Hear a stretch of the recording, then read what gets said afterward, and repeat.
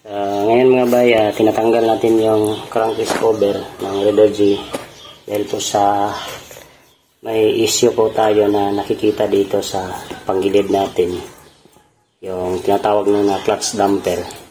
So ipapakita ko sa inyo kung ano mga issue doon na nakita ko at napansin ko dito sa ating Raider G mga bay. So tinanggal ko muna yung mga tornilyo dito. Yan, kung gusto niyo mag-DIY, ito yung gagawin ninyo. Kung saan kayo magsisimula, dito ako nagsisimula mga bay, hanggang dito. Yan. Yan po ang last. At may 8mm kayo na ganito. Clearance para hindi kayo mahirapan. At dandahan mo to, tatanggalin yan. Para yung oil doon hindi tumagas dito sa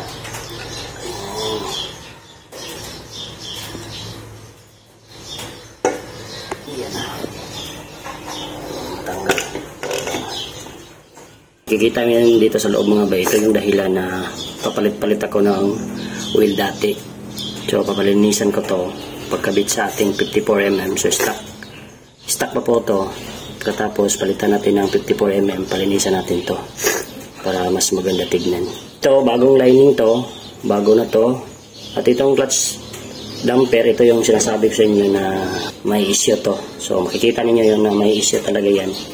Hindi ko lang naipakita nung last na nagpalit ako ng clutch lining. At ito bago to mga bay. Ito bago to.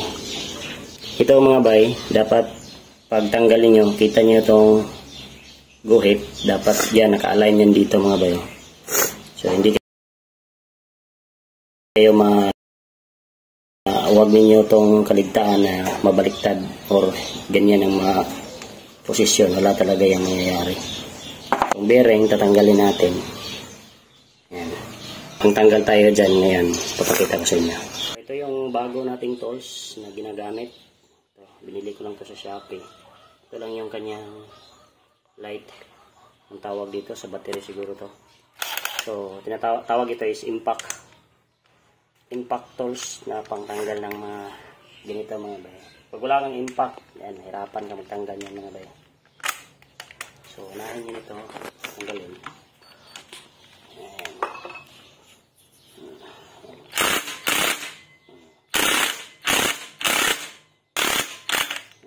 Madali lang.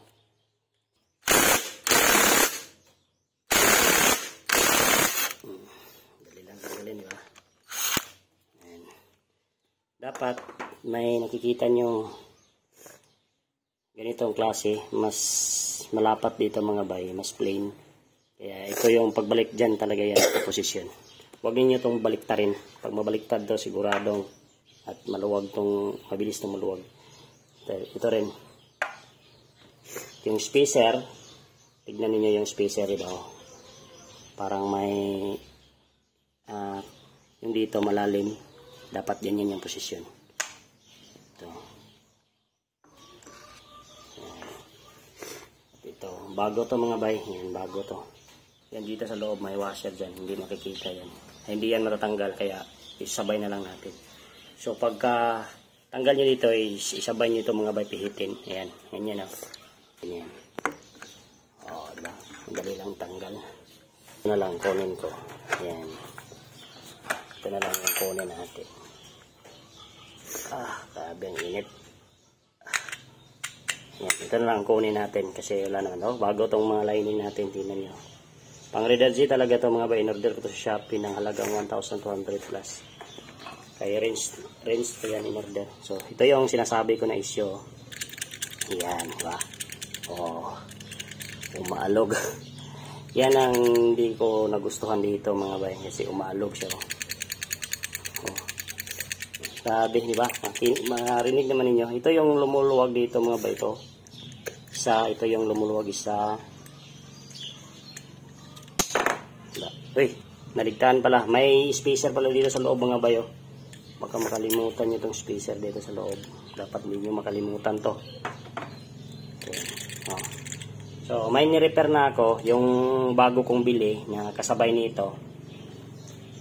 Kahit bago siya mga bay. Kahit bago siya, umaalog pa rin. Kahit bagong bili ko. Hindi ko lang na-videoan to. nung pagbili ko dito, umalog pa rin. Akala ko, normal lang yan. Pero bumibigay ito ng maingay dito sa ating makina. Pag tignan niyo, ang lakas niyan. Pag umiikot-ikot talaga yun, parang may makarinig kayo na may mga sinsilyo doon na kumikinong-kinong doon sa loob sa iyong makina. Ito na yung na-repair natin. Wala nang play. Wala nang alog. Pero itong play, normal talaga to mga bay. Dapat hindi ito mawalang play dahil spring po to. Ito yung maggagawa sa atin ng pag-control sa ating tulad ng engine brake natin is hindi umuusog yung makina natin. Pusa. So, tignan ninyo yung loob nito mga bayo. Yan po ang dalasan sa pagpapalit-palit natin ng oil. Kaya palinisan ko ito para kaya ko mang linisan to, pero hindi wala akong pangtanggal ng panglinis ito mga bay. Kaya, na lang.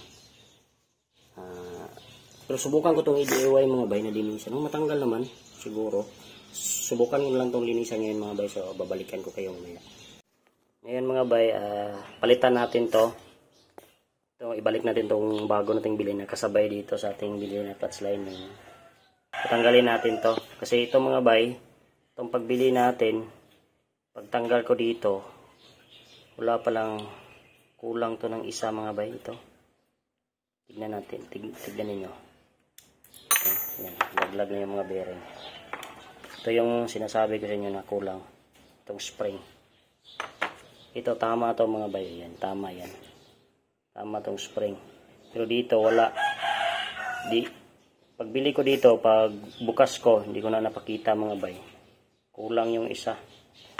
Kaya ang gagawin natin, tatanggalin natin tong isa. Dito natin ilipat. So ganito pagka tanggal mga bay. Yan po, tatanggalin po natin to, dandahan. Yan. Katapos, dandahan natin ilipat to. Relax lang. Dapat naka-ready itong isa. Para i-transfer na lang. Ayan po.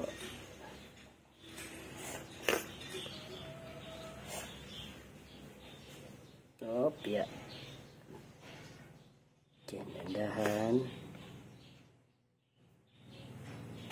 Yan, kumpleto yan ng spring, 3. Isa, ito, 2. Yan, dito sa kabila. 3. So, dandahan natin ilagay dito. Ayan. Yung pagkalagay.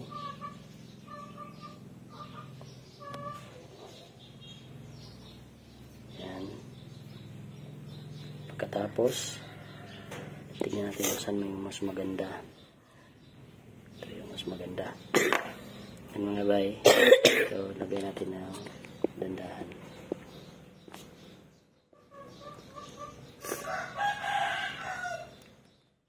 Kutin lang. Yeah. Kutin. Yeah. Chill, relax.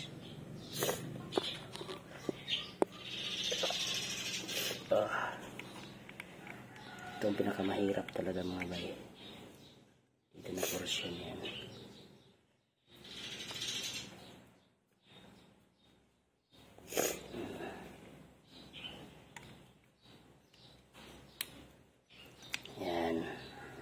Po ang kanyang posisyon.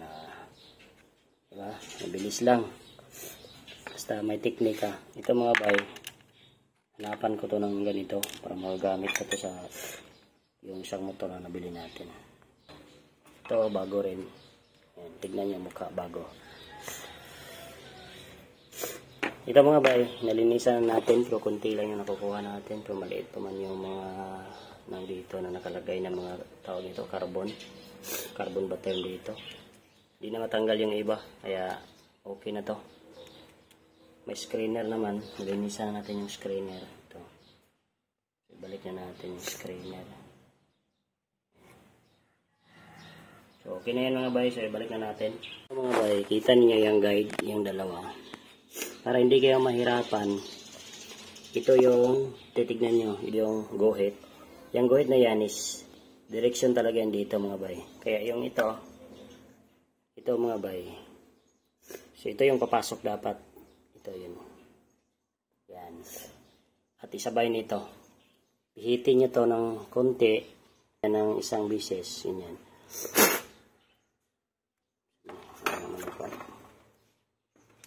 Takong kamot. Yan. Pihitin nyo yan ng isang bises. Yun yun o. Kapihit. Tapos isabay nyo dito. Yan. Tapos isabay nyo dito pagpasok. Yan. Dito ang pinakamasilan mga bay. Pinakamahirap talaga to. Bagay dito. Subukan ko na to. Kita nyo yan, yung butas. Oh, may katugma na yan.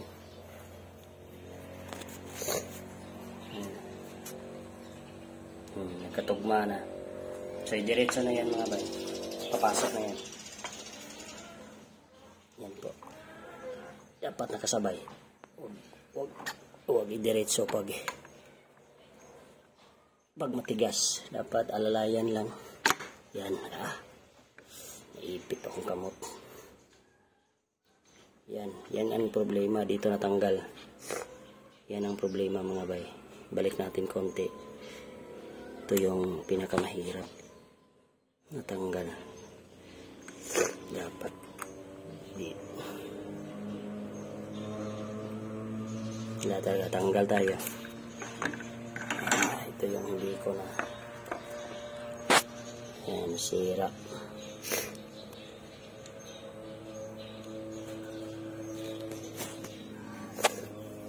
Ito yung pinakamahirap.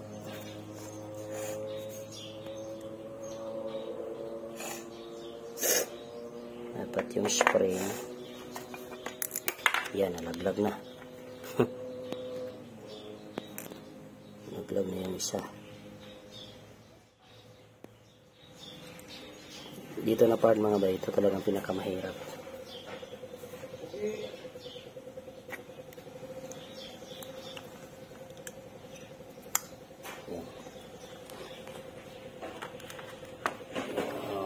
Yun na ang pinakita ko sa inyo kanina mga bay, pumapasok na. So, hindi na tayo mag-video. So, ito lang yung tignan ninyo na hindi matanggal to pag ilagay dyan. So, yan mga bay, itong dalawa, hindi talaga yan nagkabaliktad dahil may nakikita nyo dyan na sign. Yan dito yan. Itong may guhit. Itong isa, wala itong guhit mga bay. Tignan nyo, walang guhit yan. Plain lang yan. Hindi yan mabaliktad. Yan ang nangyari. Yung hiyasan ako gitaod. Dito yung tatandaan nyo. Dapat hindi ito mabaliktad. Dapat ganyan yan. Ayan. Ayan po. So idandahan mo na pagbalik. Para hindi malustrin. Ayan, ganyan. Ayan po. Ayan po. Ayan. Tapos, kita na natin. Hawakan lang.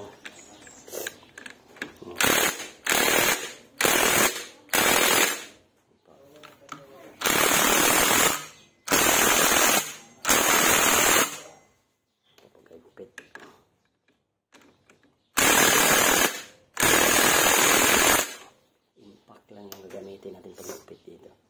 Dapat may impact wrench tayo. Para mas maganda yung higpit. Kusugi. Balikan mo yan mga bay. Para hindi yan maluwag. Delikado yan pag maluwag. Hindi lang yung isang bisis na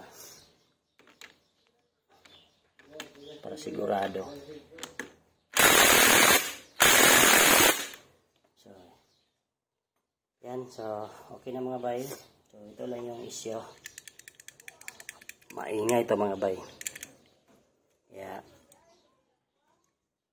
Gusto nyo na i-repair to. Kung paano ko to ni-repair.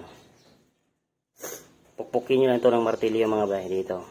Maniwala kayo. Pinukpok ko lang kung dito mga bay. Kasi yung sa Raider 150, walang ganito mga bay. Open dito.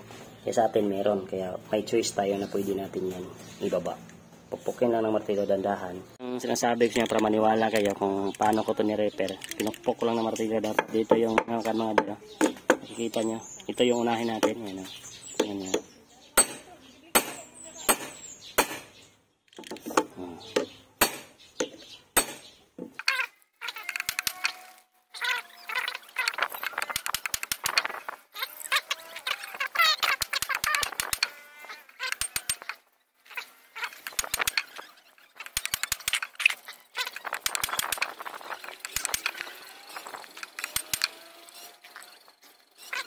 Yan nga bay. Tapos na yung repair. Ito lang yung ginagawa natin. Yan. So, wala nang alab. Wala na. At maganda na rin ang play niya mga bay. Yan. So, yan lang po ang sikreto pag repair na ito. DIY repair lang. Wala ka nang gastusin.